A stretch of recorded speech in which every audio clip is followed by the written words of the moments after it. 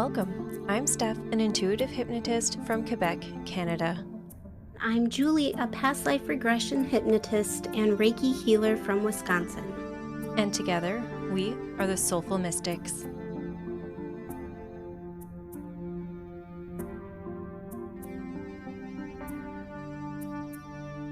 Hey, Steph here.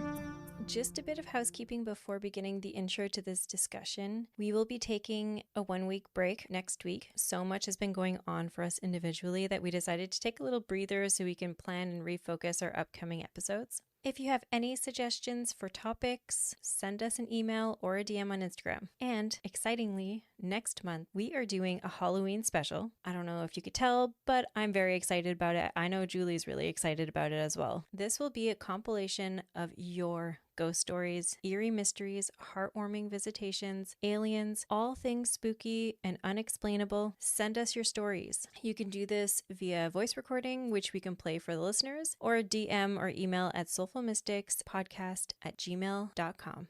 Thank you to those who already sent us your stories. One of them about a visitation from a fur baby who passed way too soon made me cry my eyes out. Also touched my heart in the most amazing way. It was such a beautiful story, and I really cannot wait to share it with you. So again, thank you for sending us that. In this episode, we get together with an amazing SMP fan who did a past life regression with both Julie and I. We're not going to be sharing her sessions on the pod, so I'm going to give a little bit of context before getting into the chat. This client experienced a very emotional, miserable life with the session with Julie. She described it as vulnerable and immensely healing. Julie, as we all know, is such a rock star. She is my go-to for all my sessions. She recently facilitated one for me which blew my mind, and we will be sharing that on the podcast soon. If you're interested in working with the amazingly brilliant Julie, you can book a session with her at soulseekerhypnosis.com. This client had a very empowering experience with me. She got to experience that space between lives, which she referred to as the groovy space, which I just love. This space is where our soul goes after death and before reincarnating. This was the first time I witnessed someone going right into that space directly from a death scene in a past life regression. She was able to discover details before moving to the spirit guide portion of the session, so that was really cool for me as a facilitator. If you're interested in working with me, you can book a session at soulfulstephanie.com. During this chat, our client mentioned a reading I sent her afterwards. So I did an oracle reading before her session with her permission. I like doing these mini card readings before sessions if the client agrees, because it's just a really cool way to validate it afterwards. So one of the cards I pulled for her was the oracle card, and she kept referring to herself during the experience as an oracle. So that was pretty cool. I learned so much from this client's session that I wanted to share little bits of the notes I took during. She got a lot of amazing insight into the death process. She said it felt so clear about where people go when they die, so there's no sorrow. During the death scene, there was a room filled with community members. She described the desire to be free from the body. It was holding her back. It was old, exhausted, tired, and ready to move on. But she still described feeling stuck in between wanting to go and wanting to stay.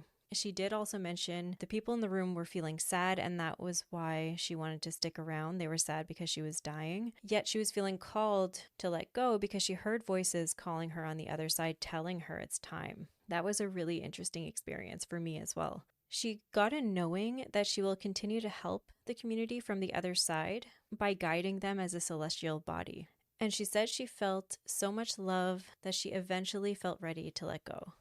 And that shift was described as energy melting into a new form. And she said it felt peaceful. She described guidance as not such a big deal from the other side. And she felt at first she was just floating around, waiting for humans to ask for help. She mentioned humans have a lot of tools, but they don't ask much. And that both sides have their pros and cons. Perfection is not on either side. I also wanted to highlight this because it was extremely powerful and such an important reminder that we don't use our tools enough. We don't ask our guides for support enough. And they're waiting for us to ask them for help. And this was my validation as well, to make more of an effort asking them for help or guidance or to show me signs. I felt this was especially fitting to talk about now because I've had so many people reach out to me for readings lately. And one of the reasons I took a break from offering these readings was because I wanted to empower my clients and anyone really to become their own psychic, to look within and gain clarity and answers to their questions, and to feel the love from their loved ones and guides rather than just listen to me tell them about how it feels. They get to experience it in hypnosis. We all have the ability to access this. We just have to be open and willing to put in a bit of work.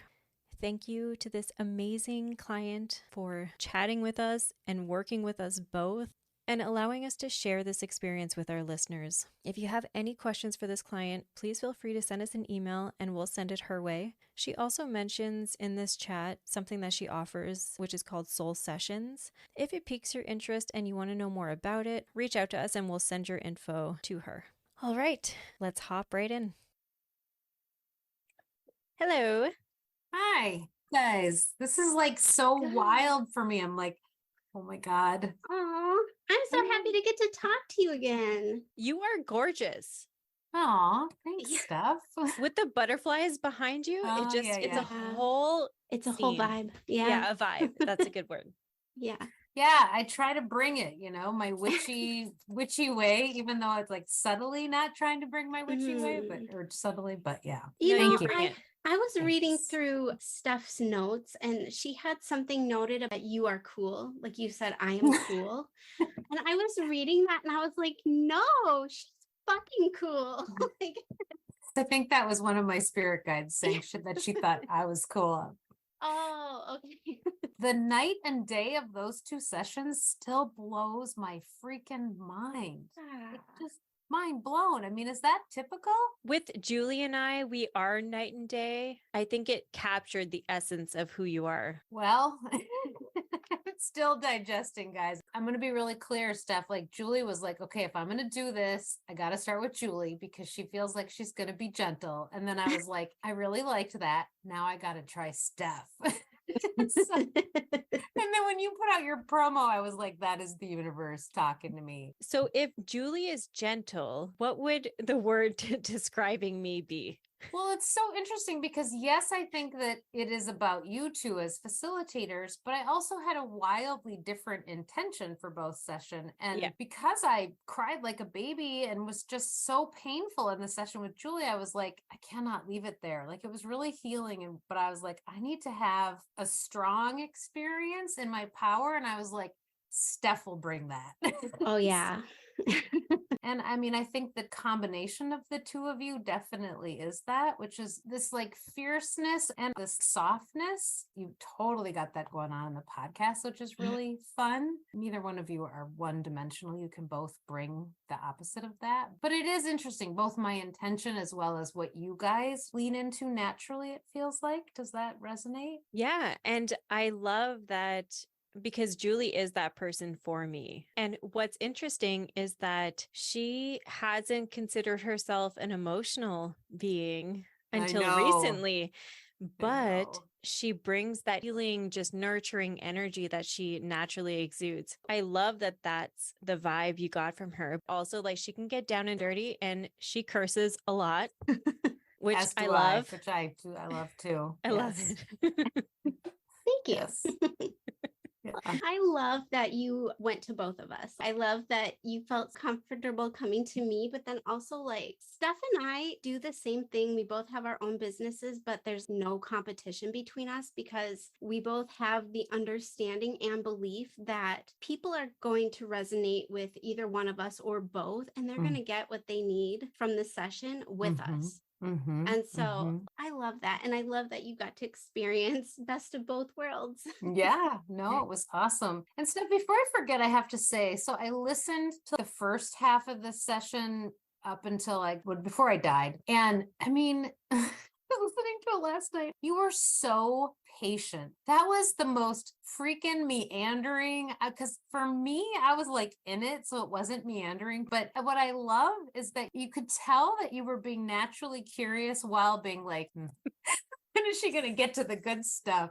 I mean, I didn't experience that in the moment, but listening to it, and I'm projecting because that's like how I would be feeling. But it was really meandering because it was such a juicy life that I was just grooving on hanging out in it. And I just didn't feel any need to like tell you that, like, yeah, you just hang out there while I just enjoy this vibe. It was really funny. So thank you for being so patient.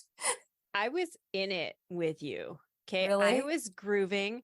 It just that word is what it felt like. And I was telling Julie before getting on with you that I am the most excited to talk to you about that. Was that in between? It was like the part getting in between was really interesting. But then as soon as you got there and you said that you were doing all these menial tasks, like finding parking spots, I was like, I want to know all about this. And even if you didn't have all the information to tell me, now we got to explore this in between life because yeah, I want to know more about these beings that find us parking spaces. Do they teach you the Michael Newton lives in between lives stuff? Yes, we did. We did learn. It's called Space Between Lives. Okay. But yeah. You don't think that's where I was at, or you do think that's where I was at? 100% that's where you were. You went through this experience, this life, and then you transitioned into this immediate space between lives where you were given menial tasks. And the most important part for me was that you were waiting for people to ask you for help. And the reason I think that's important to talk about is because we don't ask our spirit guides enough. We've all been through it. I go through it. Oh, yeah. Where I think about these things. And the first actual memory that I have of Julie is her talking about asking for a parking space. And so that really connected me to both worlds. And she always gets a parking space. So if we ask for it, we receive. But if we don't find the courage to ask for it, there's no way for them to give us that request because they are going off of free will. So if we don't ask, we don't receive. I just think it's really important to share that message of asking your guides for help. Yeah. I love that. I agree with you. I think it's a super important message. I think either my spirit guide said this or I was getting this where it was this idea of the humans have all these tools that they use to communicate with us. And it's okay that they have all the tools, but they don't really need them. They just need to ask was sort of the recollection I have of the experience. It was so funny the way they were telling me that stuff. And I think it is important because the tools don't matter. You just need to ask, big stuff or little stuff. But the thing that I resonate with, it's a self-worth thing. You have to believe you deserve that kind of support and that it's available to you. 100%. The self-worth was huge. And I haven't had the chance to listen to your session with Julie. And I think that was meant to be because if it was a more emotional and healing experience, I want you to share about that experience if you choose. But I feel like the self-worth in the session that you and I did was immense. It was the whole session. And I think that's really beautiful. And you were a man in that life and potentially a gay man. And you were a magical person in the life that we experienced together. Yeah. The experience with Julie was so miserable. It was a miserable life. And it is energy that I've been carrying and an energy I can go to pretty easily and quickly. And I do think it's gotten better since that session. The really interesting thing about this guy, two things was, I think he was gay, but his primary relationship was with source. His primary relationship was with the energy that he just really focused on that and kind of had to focus on it because of how important it was to the community and also what it took out of him. And it made me wonder, would he have, sort of like you think about priests and nuns who take the vow of chastity, like would he have made that commitment if he was attracted to the opposite sex and could have a wife and could, it was just kind of an interesting, The other part that blew me away was I remember you asking me where I was. I couldn't remember what I said, but I was feeling kind of Ireland, Scotland. So I did what Gina talks about, which was Googled at the time, because I talked about sort of the change in power. That is when they went into the British monarchy, or whatever you called it back then, when Scotland was consumed. And I was like, holy shit, because he talked about that royalty changed and then he had to go into hiding. And I'm like, ugh. Like, I just was blown away when I saw that. Because I don't remember what I told you with date, but I was like early 1700s. So that's what I Googled. And I was like, what was going on with who was the monarchy or the royalty? I just about lost my lunch when I read that. Yeah. That's awesome. The other thing that's still really sticking with me is the runes that I was using. I think in the thing I called them, I don't know. I probably have it here. Or something. Cubes or something. Cubes. Yes. And it wasn't, when at the time I was like, oh, those aren't runes, but it was a couple days later, and it's a long story, but one of those things where this other teacher I knew who does runes, I was like, oh my God, those were runes. Like, how did I not know those were runes? And so now I'm like, I think I need to get a rune reading. I'm like, no, not another rabbit hole. But I was like, because I was using the runes as a prop. So I'm like, you don't need to go do the runes because those weren't really the magic. That was just your prop. So yeah. And I think what you said was it was more of a prop for the other people. It wasn't for you. It was really just to make them, the community, feel safe. And that I can relate to that now with like tarot and oracle. It's really weird if you walk up to someone who's like telling them your third eye sees things that are happening. But if you pull out a deck of cards, it's totally cool. It's accepted. Yeah, because it's not scary stuff. Who's like reading my mind or whatever. Yeah. Julie, did you see that reading she did for me and then how it paralleled the session? No, she didn't send me the reading. The oracle card came up and like I heard oracle, like they're treating you like an oracle, or you're an oracle. And I was like, oh my God. Yeah, my mind was blown when that card came up. I do feel like that had a lot of impact in that life for you, but it also relates to your life and your abilities and your gifts. So it is really beautiful. And Julie is a heck of an oracle and tarot reader. She really is. You're funny. Well, when I met with her, I was like, so are you going to do medium training? And she was like, not right now. And I was like, oh, you should. Steph is my teacher. She's teaching me everything. So I'm practicing with the readings, but haven't done mediumship yet. I mean, she does it naturally. I guess. I don't know. It's still weird to me to say that I can do that.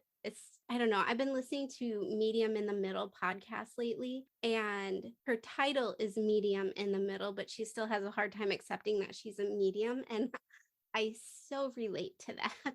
What's the part that she has a hard time accepting, or that's similar to, or is it different? I think it's the confidence in the ability. And that's exactly what I relate to. So trusting the information that's coming in? Yes. And what's so funny is that today, so sometimes Steph will send me a name and a photo, and I practice and just connecting to the person and doing like a reading. I just kind of type out whatever it is that I'm feeling or whatever comes up. Well, today I decide, because I haven't done this in a while.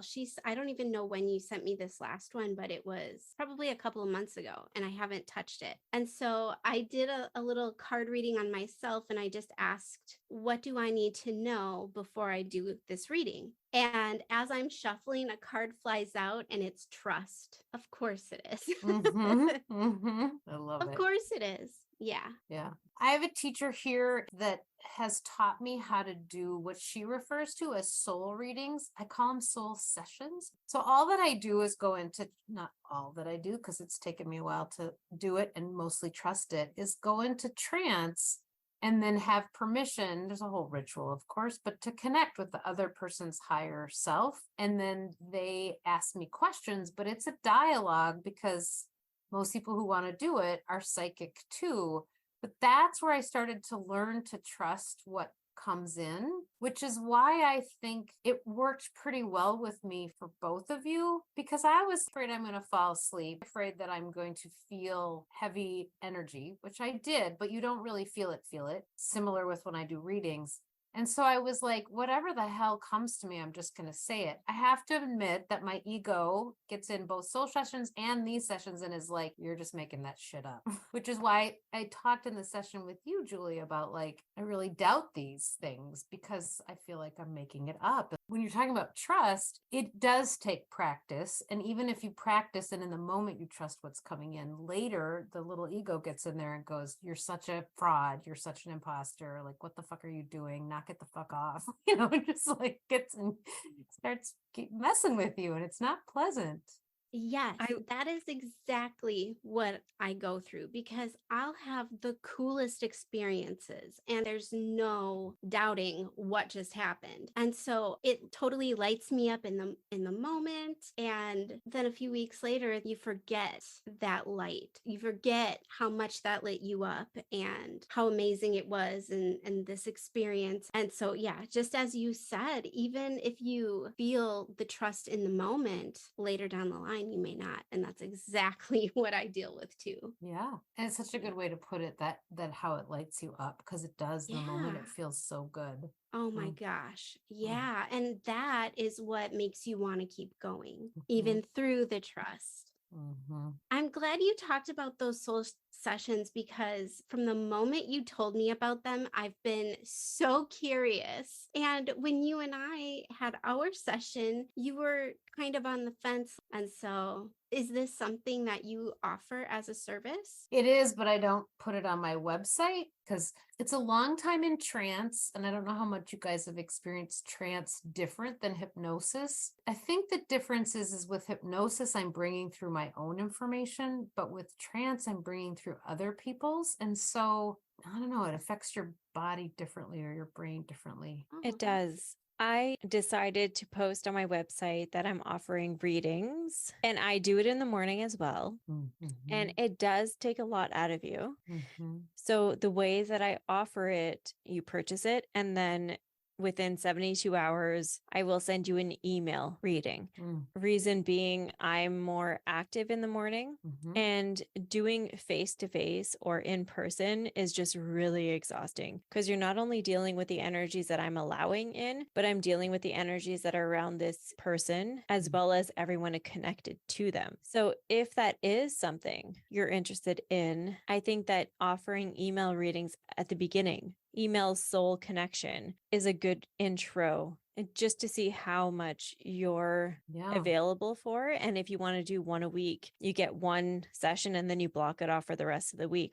And I think we have not quite the same background, but similar. And I know that it is a really tricky situation when you're trying to incorporate all this witchy energy that you have with what is socially acceptable within your job. And making that choice is really difficult. Right. You describe conflict with trust in my notes, but then also that you have mixed emotions. It feels good, but it's also uneasy, that feeling of expressing your talent, but then also uneasy because it's frowned upon, or depending on the time, could be very dangerous to express those gifts.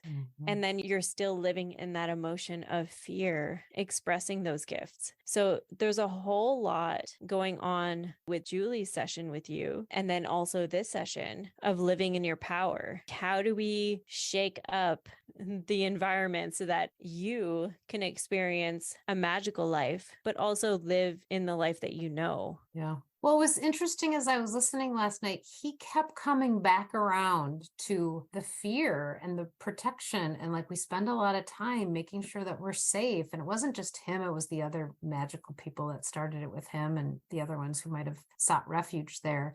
But he'd like speak about it, but then he'd come back to it. Like, we're not worried, but we spend a lot of time and we're, and we consult the oracle about how to stay safe. And I just was like, yeah, I mean, it was in the power, but it was also exactly as you're describing stuff, this balance of we're doing it and we made it and we're safe, but we have to be on the lookout 24/7. And we have to be wary of people who are outsiders because we're not sure if they would be down with this. So, yeah. Yeah. And like in this life, I've learned in my time, which has been a heck of a ride, to like, Julie, you want to say the F word for me? Fuck. those people who deny our power. Yeah. And we have the ability to live in that power. It's choosing it. And choosing it is really difficult. Pistol's like, it's not difficult, ladies. Get it together. Is that the name of your cat, Pistol? Yeah. And he was biting my arm, which is why he had to be removed. I love it. Fucking Pistol. Yep. He lives up to his name. So cute. I love it. No, you're right, Steph. It is. And I think that was the juxtaposition of these two lives. I mean, this woman who was just taken advantage of and just like totally alone and felt unloved and unworthy. And then this man who was like, look at me, I can like control people and entertain them. And now I'm over here being this like wise old Gandalf person. And yet fear for both of them around sort of, am I okay? Will I be okay? Will I survive? How will I be taken care of? And pretty, dependent, both of them in different ways. So yeah, super interesting. You said you wanted to talk more about the groovy space. That groovy space, I've dreamt of it after your session. That was like the most wholesome place I've ever experienced through a session. So if you want to talk about that or how it felt, it was a bit difficult to pull yourself out of your body at that time because it was a bit scary. Yeah. So again, no coincidence, but I'm right now reading a book and in a book club. Do you guys know who Pema Chodron is? She's a Tibetan nun, and she wrote a book called The Way We Live is the Way We Die. And in Tibetan Buddhism, there's a book called the Book of Bardos, which is about the death process. And interestingly, it's sort of like the dissolution of the body. If you hang on in life, you're going to hang on in death, right? So it's the dissolution of the body, but then it's this space and time where you kind of get to choose how you're going to reincarnate. You're kind of like hanging out in this space. And if you are like in fear, grasping, freaking out, when you hit this space, you don't really then get to operate any choice, any will in the matter of how you reincarnate. And I don't remember which came first, the session, or I think reading this and then the session, but that was the part that was so interesting about it. And I wasn't thinking about this book, of course, and like,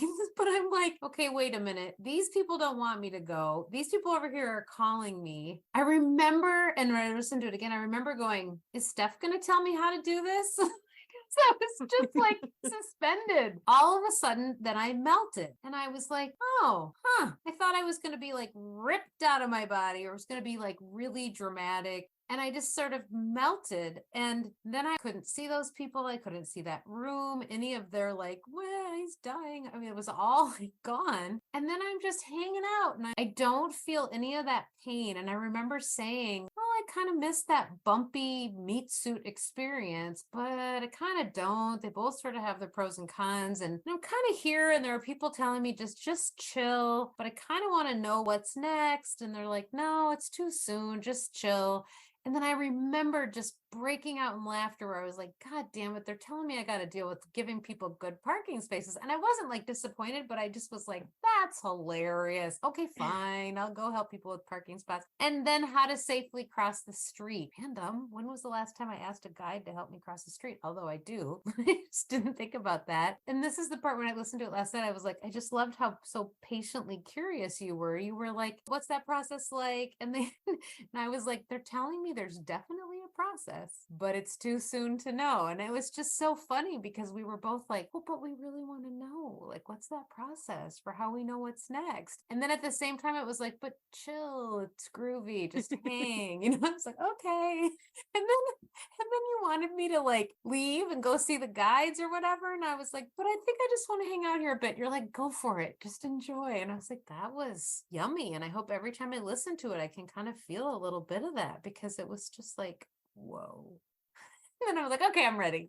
Don't know what I did to decide that I was ready. But same with the life. I didn't really want to leave the life either because it was like, it's a hard life. It's a lot of responsibility, but I also just feel really good. That lights you up feeling that Julie was talking about. I felt that on steroids in that dude's life. Wow.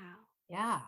But also, you said there's pros and cons on both sides, and perfection is not on either side. Learning to embrace the cons here on earth will help us to learn what we need to create the pros on the other side as well. It was so beautifully said. But also, thank you for the parking spaces. It's really, really hard to park down by the hair salon. The parking lot is terrible.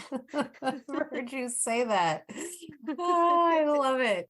So here, all about that. Yeah, I totally agree. But here, Julie, is the thing that I just want for your trust factor to give you is what was so clear to me when I was hanging out in traffic cop school was I no longer got to feel that experience in my body of being lit up when I helped somebody. So it was clear to me that I could help you find your parking space, but I wasn't going to get lit up by that. I was going to be like, okay, Julie can now go in and get her hair done. This is cool. But it wasn't going to be the sensory experience. And I think that's where I was like, yeah, pros and cons for both. And yeah, it's a little bumpy over there, but I kind of miss the bumpy. And that's what I remember feeling like, okay, well, I'm kind of helpful, but it just doesn't feel like it felt there. So yeah, even despite the uneasiness of feeling that impact, good, bad, or indifferent, it's a really great feeling that when you're not in a meat suit, you don't get to feel, is what I experienced in that life.